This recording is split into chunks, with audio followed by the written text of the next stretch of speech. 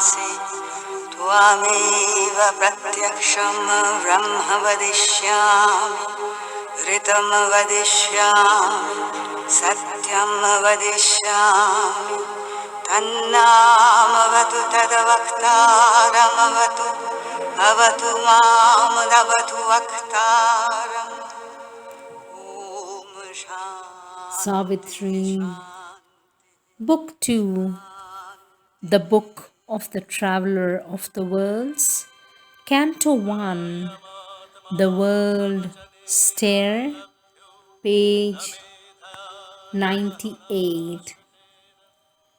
There, walled apart by its own innerness, in a mystical barrage of dynamic light, he saw a lone, immense, high-curved world pile, erect like a mountain chariot of the gods, motionless under an inscrutable sky.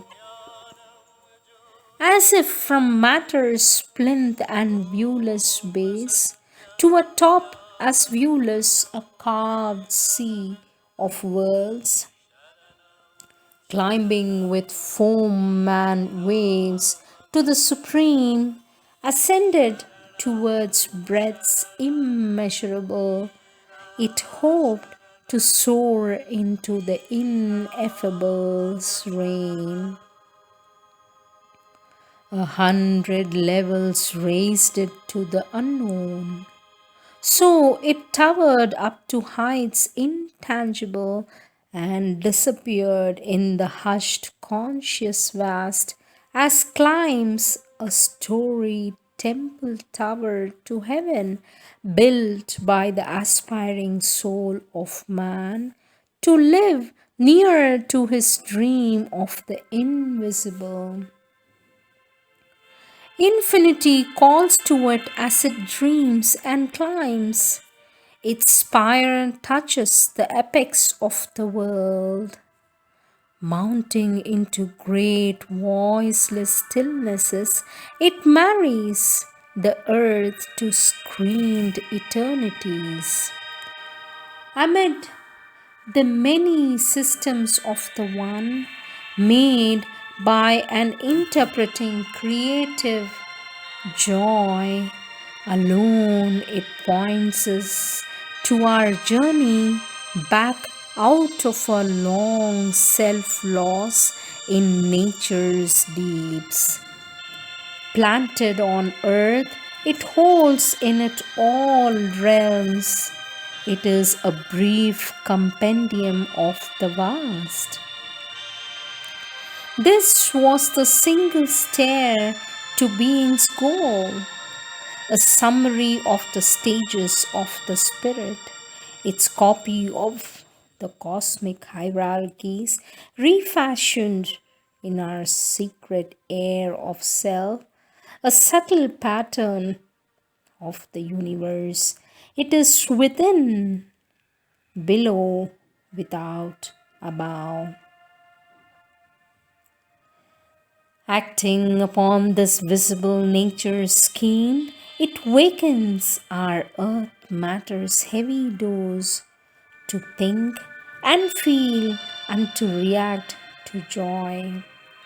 It models in us our diviner paths, lifts mortal mind into greater air, makes earn this life of flesh to intangible aims, links the body's death with immortality's call. Out of the swoon of the inconscience, it labors towards a superconscient light. If earth were all and this were not in her, thought could not be, nor life delight's response. Only material forms could then be her guess, driven by an inanimate world force. Earth, by this golden superfluity, bore thinking man and more than man shall bear. This higher scheme of being is our cause and holds the key to our ascending fate. It calls out of our dense mortality the conscious spirit nursed in matter's house.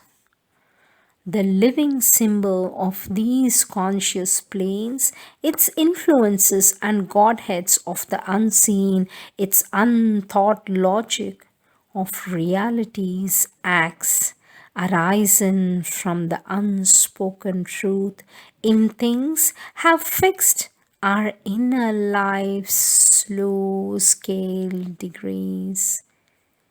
Its steps are paces of the soul's return from the deep adventure of material birth, a ladder of delivering ascent, and rungs that nature climbs to deity.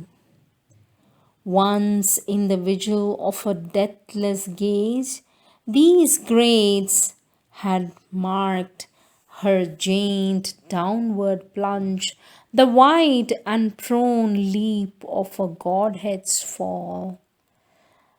Our life is a holocaust of the Supreme. The great world mother, by her sacrifice, has made her soul the body of our state.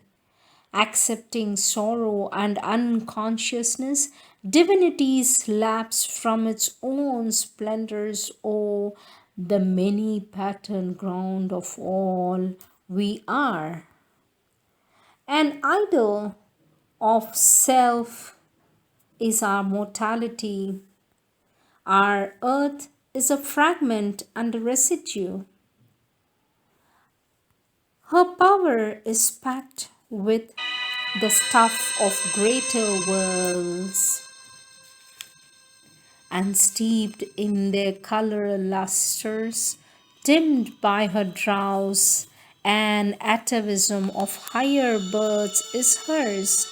Her sleep is stirred by their buried memories, recalling the lost spheres from which they fell.